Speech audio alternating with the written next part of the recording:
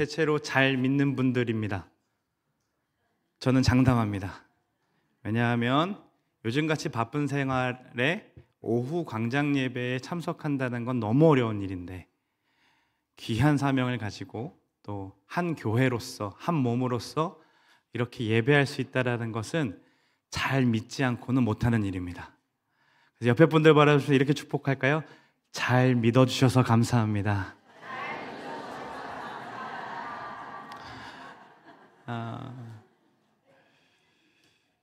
우리 또 오늘 학습 세례 입교식으로 교육받으시고 잘 믿는 대열에 함께하고자 믿음을, 신앙을 또 고백하기 위해 앉아 계신 여러분들을 진심으로 축복합니다.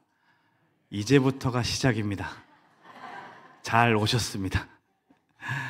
물론 여호와는 나의 목자시니 두려움이 없습니다라는 고백을 날마다 하고 싶지만, 사실 사망의 음침한 골짜기와 같은 우리의 인생길 가운데 놓여지게 되면 이 믿음을 지키는 것은 굉장히 어렵습니다.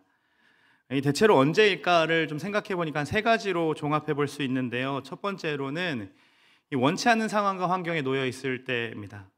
우리는 미래를 다 알 수 없지만 적어도 우리가 꿈꾸는 미래에는 병을 얻게 될 것이라든지 빚을 지게 될 것이라는 미래를 그려놓지는 않습니다. 그렇죠? 우리 중에 누구도 병을 원해서 얻은 사람 없고요, 빚을 지고 싶어서 짓는 사람은 없습니다. 육신과 재정의 문제뿐만 아니라 부부와의 관계들, 또 자녀와의 관계, 그리고 이웃과의 관계 속에서 원치 않는 다툼은 일어나기 마련이고 마음이 상해버린 경험들을 하기도 합니다. 두 번째로 우리가 믿음을 지키기 어려운 것은 쉽지 않은 세상입니다. 무엇이 쉽지 않을까요? 이 신앙을 지키기가 쉽지 않은 세상입니다. 유럽의 기독교 인구는 감소하고 있고요, 마을 중심에 항상 교회가 세워졌었는데 그 교회들이 술집으로 변해간다는 이야기 들어보셨죠? 제가 그 증거를 찾아왔습니다. 저게 뉴욕 맨하탄 중심에 있는 교회인데요, 누가 봐도 교회처럼 생겼는데 십자가가 없는 거예요. 그래서 그 앞에 문에 보여서 인터넷을 검색해서 봤더니 교회에서 저런 분들이 함께하고 있습니다. 일반적이진 않습니다. 그리고 저 안에는 동성애, 여러 가지의 분들이 신앙이 아니라 펍으로, 그러니까 술 먹고 교제를 나누는 공간으로 사용되고 있었습니다. 이야기한 대로 유럽과 미국에는 동성애는 너무 당연해서 이제 논외거리가 되어버렸죠. 도시 곳곳마다 쉽지 않게 대마초의 그 찌릿한 냄새들을 경험할 수 있고요. 얼마 전에는 한국 마약 관련 법을 집행하는 기관에서 일하는 분에게 좀 들은 이야기인데요, 한국 사회가, 제가 물어봤습니다. 이 마약이 이제는 늦었다고 하는데 어떻게 들어옵니까? 혹시 부유층에서 많이 일어나는 일들입니까? 라고 생각을 했더니 부유층과 빈곤층 양쪽에서 나타난다고 합니다. 이미 마약을 막기에는 늦었습니다. 우리나라는요. 강남권 부유층의 부모님들은요, 자녀들의 집중력을 높이기 위해서 마약 성분이 있는 약을 처방받아서 자녀들에게 먹이고 있습니다. 왜냐하면 한 번 먹으면 집중력이 살아나고 그로 인해서 시험을 잘 볼 수 있는 기회가 주어지기 때문이죠. 요즘에 날라리 학생들, 저 때만 해도 날라리 학생들은 술, 담배 하는 친구들이었는데 요즘은 술, 담배가 아니라 마약을 해본 적이 있는 친구들을 날라리 친구들이라고 얘기합니다. 일진이라고 얘기합니다. 모두가 일획천금을 얻기 위해서 비트코인 주식 투자에 눈이 멀었고요, 우리의 자녀들은 내가 하고 싶은 것이 무엇인지를 고민하기 이전에 어떻게 하면 돈을 잘 벌 수 있는가를 생각해서 자기가 원하지도 않는 학과를 선택해서 대학교에 다니는 친구들도 있습니다. 세상이 정해놓은 기준치에 거기에 들어가야만 생존할 거라고 생각하는 것이죠. 이런 세상에서 자녀들을 어떻게 키워야 할까요? 그 전에 우리는 지금 가지고 있는 이 신앙을 제대로 지킬 수는 있을까요? 죄송합니다. 세례 학습 이제 처음 시작하시는 분들 앞에서 얼음장부터 넣는 것 같은데 세상이 그렇습니다. 세 번째는요, 하나님이 일하시지 않는 것처럼 느껴질 때가 있습니다. 하나님이 부재하신 것처럼 느껴질 때. 우리 신앙생활 진짜 열심히 해왔잖아요, 그렇죠? 혹여나 하나님이 치실까 봐 걱정돼서 부들부들 떨면서 11조를 드리기도 하고요. 예배를 빠지기도 않습니다. 남들 다 예배 아침에 일찍 드리고 저쪽 가가지고 지금 골프장에 가 있거나 이런 사람들이 있는데 우리는 그래도 주일은 거룩하게 지켜야지라고 하면서 이 오후 광장 예배를 지금 드리고 있단 말이죠. 그런데 그러면 이 예배 땡땡이 치고 지금 밖에서 골프 치고 있는 사람보다 우리가 더 잘 돼야 될 것 같은데, 우리가 뭐 그렇게 큰 거 바라는 거 아니고 믿음을 지켰더니 어떠한 보상들이 있었다라는 그런 간증들 우리도 조금은 하고 싶거든요. 그런데 오랫동안 기도해도 여전히 내 병마가 고쳐지지 않고 내 자녀의 문제가 해결되지 않고 여전히 재정적인 상황이 어려워지는 것들을 경험하게 되면 하나님 정말 일하고 계시는 건 맞는 걸까? 내가 지금 정말 살아계신 분에게 지금 기도하고 있는 건가? 내 기도는 정말 들어주고 계시는 건가? 이런 생각들이 밀려온다는 거예요. 이 세 가지, 원치 않는 환경에 놓이고 신앙이 통하지 않는 시대를 살아가고 그리고 하나님마저 일하시지 않는 것처럼 느껴지면 우리는 어떻게 결론을 내리는지 아십니까? 젊은 친구들이 이렇게 하면 이생망입니다. 이생망이 뭔지 아세요? 이번 생은 망했습니다. 아시네요. 우리가 읽은 본문에서의 이스라엘 상황이 이랬습니다. 그들은 원치 않는 상황에 놓여 있었어요. 북이스라엘은 일찌감치 아수르에 의해서 멸망당했고요. 남유다는 바벨론에 의해서 점령당했습니다. 결국 이스라엘은 바벨론 노예로 끌려가게 되죠. 하루아침에 자신의 삶의 터전을 잃어버렸고 나라도 잃어버렸습니다. 그뿐 아니라 함께 정을 나누던 이웃들과도 헤어지게 되었고 자유인에서 지금 바벨론의 노예라는 그 신분을 얻게 되는 거죠. 또 그들이 살아가야 하는 세상은 바벨론 왕국이기 때문에 온갖 우상들이 질비한 세상이었습니다. 우상들을 찬양하는 나라였죠. 우상을 섬겼던 이들이 포로로 끌려가는 것은 어느 정도 이해할 수 있겠어요. 그런데 우상을 섬기지 않고 믿음을 지켰던 사람들조차도 포로로 끌려가는 상황은 하나님이 진짜 일하시지 않는 것처럼 느껴질 수밖에 없는 상황이라는 겁니다. 이번 생은 망한 것처럼 느껴지는 순간이지만 그들이 기대하는 바가 있다면 하나냐를 비롯한 수많은 선지자들이 이 바벨론의 포로 기간이 2년이다라는 메시지가 그들의 기대를 멈췄습니다. 그래서 2년 내에 하나님께서 돌아오게 하실 거라면 그럼 뭐 2년 정도야 버틸 수 있지라고 생각하게 됐겠죠. 여기 3년 동안 군복무하신 분들이 계시죠. 2년 정도는 뭐 한번 갔다 오면 되지, 뭐 유학 갔다 생각하고 갔다 오면 되지라고 생각하겠지만 하나님 뭐라고 말씀하십니까? 그게 틀렸다라고 얘기하세요. 그리고 이렇게 말씀하십니다. 5절부터 7절 말씀입니다. 함께 읽어보겠습니다. 너희는 집을 짓고 거기에 살며 텃밭을 만들고 그 열매를 먹으라. 아내를 맞이하여 자녀를 낳으며 너희 아들이 아내를 맞이하며 너희 딸이 남편을 맞아 그들로 자녀를 낳게 하여 너희가 거기에서 번성하고 줄어들지 아니하게 하라. 너희는 내가 사로잡혀간 그 성읍의 평온을 구하고 그를 위하여 여호와께 기도하라. 이는 그 성읍이 평안함으로 너희도 평안할 것임이라. 아멘. 2년 살 땅에 매매하는 사람은 없습니다. 그렇죠? 그저 전세로 잠깐 갔다가 올 뿐이죠. 빌릴 정도면 충분해요. 그런데 하나님 뭐라고 말씀하시는 거예요? 집을 짓고 거기서 살라는 거죠. 텃밭을 만들고 열매를 먹으라고 하세요. 오케이, 2년 정도는 그렇게 살 수 있어요. 조금 더 많이 살면 한 5년 정도도 그렇게 살 수는 있습니다. 그런데 하나님 말씀이 거기서 끝이 아니셨죠. 아내를 맞이하고 자녀를 낳으며 너희 아들이 아내를 맞이하고 너희 딸이 남편을 맞아. 이미 이 말이 나오는 순간 몇 년이 간 겁니까? 최소한 20년이 갔어요. 그런데 그 뒤에 또 자녀들이 낳은 자녀 손주들까지도 보고 오래요. 그리고 심지어 그 땅, 예루살렘 신전을 무너뜨리고 우상들이 질비한 바벨론 땅, 그 땅의 평안을 구하라고 말씀하십니다. 왜냐하면 그 땅이 평안해야 너희도 평안하기 때문에. 이게 동일시 여기라고 얘기하는 거죠. 바벨론이 흥하면 이스라엘도 흥하고 바벨론이 망하면 이스라엘도 망한다라고 얘기하신 거예요. 그 시간을 몇 년 동안 보내야 한다라고 하셨냐면 70년입니다. 10절을 읽어보시면 70년이 차면 너희를 돌보고 너의 선한 말을 너희에게 성취하여 너희를 이곳에서 돌아오게 하리라 라고 말씀하세요. 여러분, 이거 듣고 믿음을 지킬 만한 사람이 어디 있겠습니까? 70년이면 남은 평생 바벨론에서 보내다가 죽음을 맛보아야 하는 사람들이 수두룩합니다.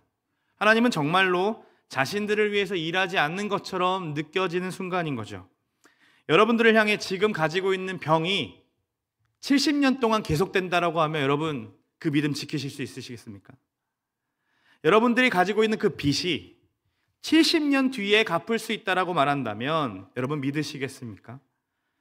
하나님 해도 너무 하십니다. 그러면 70년 차에 믿겠습니다. 이런 마음 들지 않으세요? 이런 상황 속에서 어떻게 믿는 사람답게 살 수 있을까요? 행복할 요건이 전혀 없는 곳에서 어떻게 신앙인으로서 정체성을 지킬 수 있을까요? 역사를 살펴보면 이스라엘은 포로로 끌려갔음에도 불구하고 그들의 민족성을 유지하며 살아갑니다. 흩어진 자리에서 신앙을 꿋꿋하게 지키며 살아왔습니다. 바벨론 한복판에서도요. 그 이야기가 다니엘과 에스겔과 같은 이야기들인 거죠. 그럼 우리는 질문할 수밖에 없는 거예요. 도대체 무엇이 그들의 정체성을 지킬 수 있도록 만들었을까?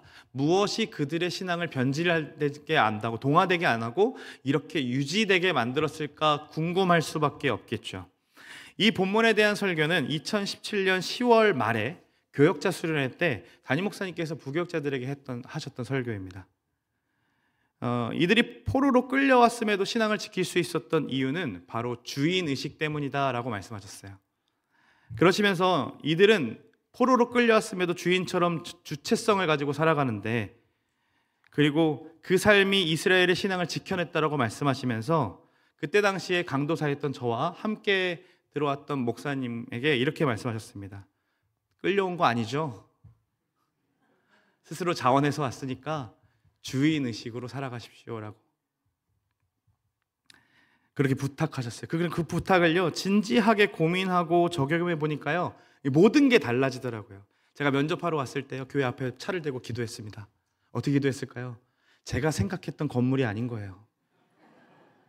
제가 생각한 성남은요 이런 동네가 아니었습니다. 그 성남이라 그러고 제일교회 사람 구한대 해가지고 왔는데, 앞에 왔는데 제 그 모교회가 200명 되는 교회거든요. 근데 그 교회보다 더 건물이 안 좋은 거예요. 오래됐고요. 그래서 차를 앞에 딱 세워놓고 기도했습니다. 하나님, 여기가 아니어도 괜찮습니다. 그러니까요 면접을 보러 들어갔거든요. 제가 이 면접이 어떻게 봤냐면요, 우리 면접은 좀 기가 막힙니다. 목사님 4분이 들어옵니다. 그 당시에 담임 목사님, 그리고 등치 큰 최영환 목사님, 그리고 또 지의정 목사님, 김준 목사님, 4분이 딱 들어와서 저를 이제 4대1 면접을 하는데, 그 압박 면접 아닙니까? 와, 그리고 얘기하는데요. 근데 제가 기도하고 들어왔잖아요. 여기 아니어도 된다고. 그러니까요, 아무리 압박해도요, 압박받지를 않습니다. 왜냐면 전 여기가 아니어도 괜찮거든요. 그래서 보통 면접할 때 과자들을 놔주는데요, 과자를 드세요 하는데 떨려서 잘 못 먹잖아요. 아, 네, 그러고서 전 맛있게 다 먹었습니다. 하고 싶은 얘기 다 했고요. 그렇게 와가지고 왔는데요, 목사님이 그렇게 말씀하시는 거예요. 이제 부임하고 교육자 수련회 가고 주인의식을 가지라고 얘기하신 다음에 이제 부임하기로 작정하고 교회에 와 보니까요, 오래되고 낡은 건물이요 불평할 문제가 아니라 제가 닦고 쓸고 관리해야 하는 관점으로 바뀌더라고요. 내 집으로 바뀌는 거예요. 성도님들 한 사람 한 사람이요, 아, 저 성도님들은 왜 그럴까? 저 성도는 왜 그럴까? 지난 교회에서는 안 그랬는데, 이런 불평을 해야 되는, 평가해야 될 대상이 아니라 그저 있는 그대로 사랑해야 할 내 가족처럼 느끼게 되었습니다. 여러분, 이 관점에서 말씀을 보니까요, 앞에서 읽었던 말씀, 텃밭을 만들고 결혼을 하고 자녀를 낳으라는 말씀이 재앙이 아니라 진짜 평안인 거예요. 이게 어떤 말씀입니까? 생육하고 번성하고 땅에 충만하라는 말씀이죠. 하나님의 말씀은요 아담 때부터 변하진 않으셨습니다. 아브라함에게 하셨듯이, 이삭에게 하셨듯이, 야곱에게 하셨듯이 포로된 이스라엘에게 지금 하고 계시는 거예요. 이게 무슨 의미입니까? 그들과 함께 하셨던 하나님이 포로 중에 있는 너희들과도 함께 하시겠다라고 말씀하시는 거죠. 그들을 번성케 하셨듯이 너희도 번성케 하시겠다는 약속인 겁니다. 너희들이 포로로 끌려온 게 아니라 아브라함을 내가 불러내셨듯이 너희도 내가 바벨론으로 부르셨다라는 거예요. 사랑하는 여러분께 권면합니다. 여러분이 가정을 선택하지 않으셨듯이 지금 계신 직장과 사업장도 여러분들이 선택한 것이 아니라 하나님께서 부르셨음을 고백하시기를 소망합니다. 마찬가지로 교회도 누가 부르신 겁니까? 하나님께서 불러주신 겁니다. 하나님께서 부르셨기 때문에요, 우리 이 교회에서 함께 신앙생활하고 자라갈 수 있었던 겁니다. 포로는요, 불평합니다. 손님으로 오면요, 불평할 수밖에 없습니다. 그러나 주인은요, 책임을 집니다. 포로는 부르심이란 놀라운 진리를 발견할 수가 없습니다. 그러나 주인은요, 부르셨기 때문에 그게 어떠하든 순종합니다. 사랑하는 여러분, 포로처럼 예배하던 것들을 멈추시고 주인처럼 예배하시기를 간절히 소망합니다. 포로처럼 판단하고 불평하며 끌려다니는 인생을 그치시고 주인처럼 부르신 교회, 부르신 가정과 이웃들을 사랑하며 반응하는 저와 여러분들 되시기를 간절히 소망합니다. 그럼 우린 궁금한 거예요. 왜 부르셨을까? 부르신 것까지는 이해하는데 왜 부르셨을까? 7절에 이렇게 나옵니다. 함께 읽어볼까요? 너희는 내가 사로잡혀 가게 한 그 성읍의 평안을 구하고 그를 위하여 여호와께 기도하라. 이는 그 성읍이 평안함으로 너희도 평안할 것임이라. 왜 부르셨대요? 바벨론을 위해 평안을 구하라고요. 2년이 아니라 70년의 포로 생활을 말을 들으면요, 아, 나 이번 생 망했네, 그냥 여기다 그냥 즐기다 살겠다라는 마음이 들었을지도 모르겠어요.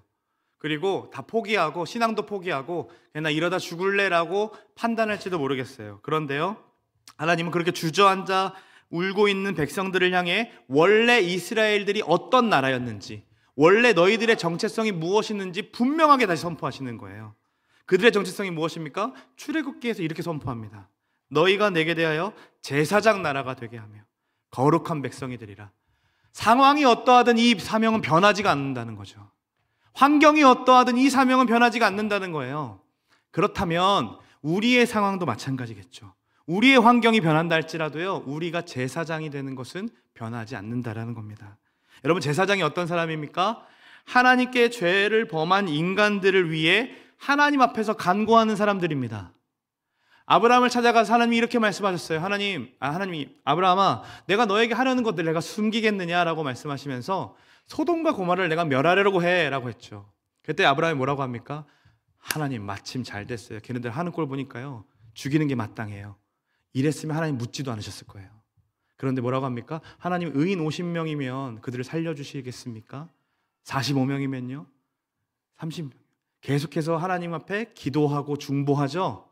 이게 바로 제사장으로서 행하는 일입니다.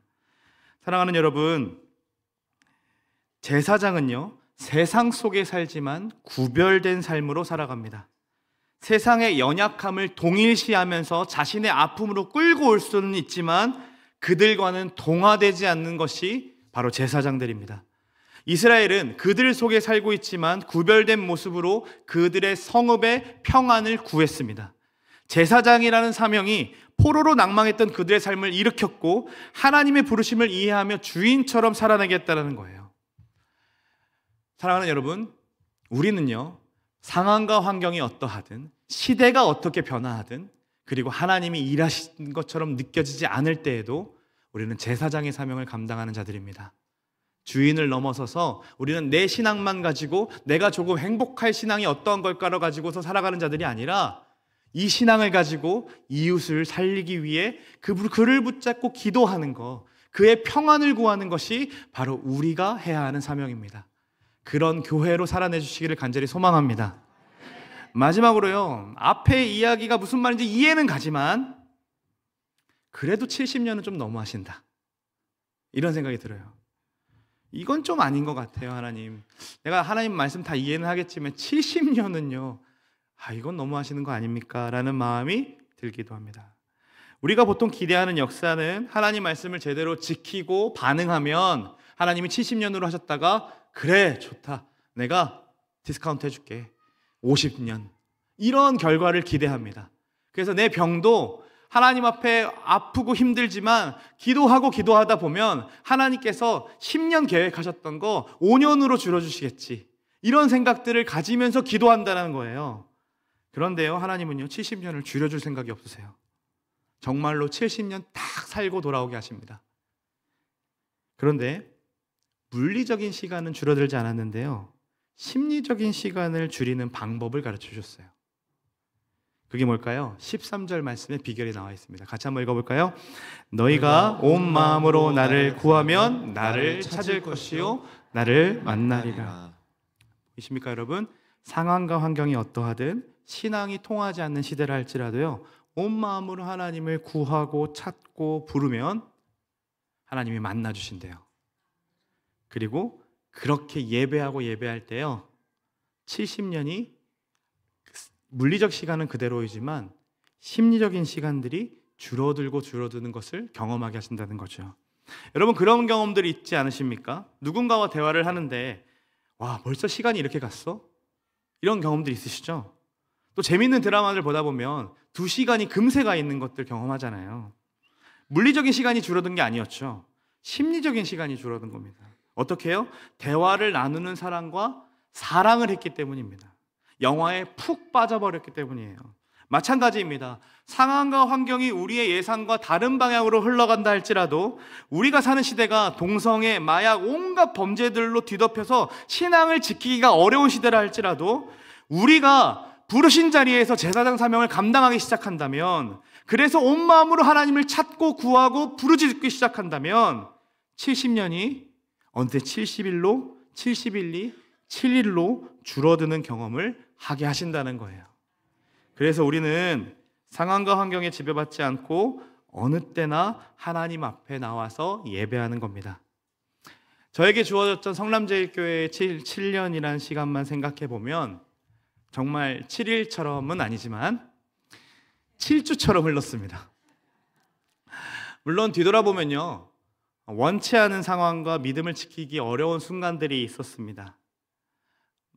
여러 바쁜 일정들을 소화하고 또 자녀를 양육하고 또 새로운 이 환경에서 적응을 해 나가는 것 자체가 많은 스트레스로 다가왔고, 아시는 분 없으실 거예요. 제가 잘 가렸거든요. 원형 탈모가 10개 이상이 났습니다. 지금은 깨끗합니다. 네. 그리고 저희 아내도 공황장애를 앓기 시작했고 지금 6년째 약을 먹고 이제 조금씩 줄여보려고 도전하고 있습니다. 근데 이게 매번 기도했거든요. 하나님 언제 고쳐주세요? 하나님 언제 조금은 이게 될 수 있을까요? 하나님이 들어주시지 않은 것처럼 느껴질 때도 있었습니다. 그런데 그런 시간들이 분명히 있었음에도 뒤돌아보면 이 성남제일교회에서, 우리 교회에서 함께했던 이 시간들이요, 저한테는 행복한 시간이었고 행복했던 교회였다라고 남을 수밖에 없습니다. 그 이유는요, 제 생각대로 인도해 주시지 않으셨기 때문입니다. 제가 행복했던 이유는 제 생각대로, 제 기도대로 반응해 주시지 않으셨기 때문입니다. 환경의 바뀜도 상황도 여전했지만 하나님은 때마다 선을 이루어 가셨습니다. 제가 어떻게 했기 때문에 그런 거 아니었어요. 주님께서 정말로 주인처럼 일했냐, 너 정말 성남제일교회에서 주인처럼 일했냐라고 물어보신다면 저는 부끄러움과 아쉬운 뿐일 겁니다. 그러나 한 가지 분명하게 대답할 수 있는 것은 하나님이 하셨습니다. 오히려 주님께서 온 마음으로 나를 원해 주셨고 나를 찾아주셨고 나를 만나 주셨습니다. 더욱이 하나님이 얼마나 따뜻하신 분이신지, 하나님이 얼마나 크신 사랑으로 저와 저희 가정을 사랑하시는지를 느낄 수 있었어요. 어떻게 해요? 여러분들을 통해서요. 가족을 잃은 슬픔 속에서도 온 마음으로 하나님을 구하는 여러분들을 보면서 함께 눈물을 흘리며 저게 진짜 사랑이구나라는 것들을 경험했습니다.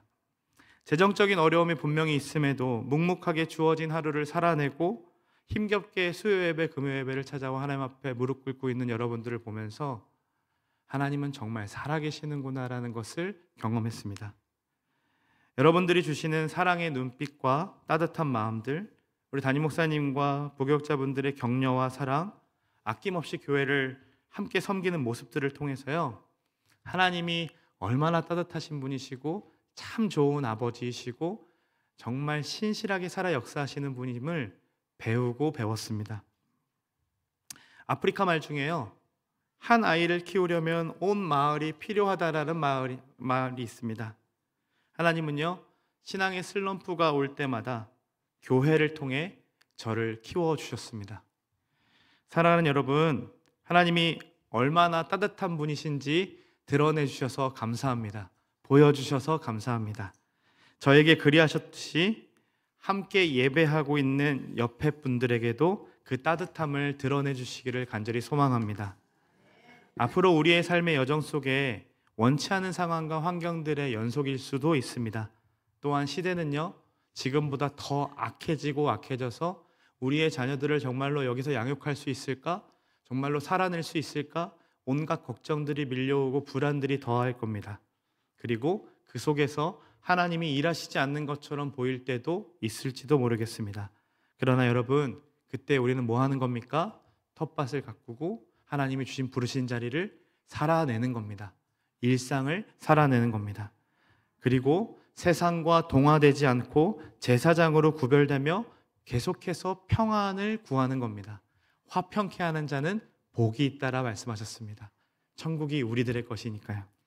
늘 그렇게 하셨듯이 견실하게 서서 온 마음으로 하나님을 찾고 구하는 여러분들 되시기를 간절히 소망합니다.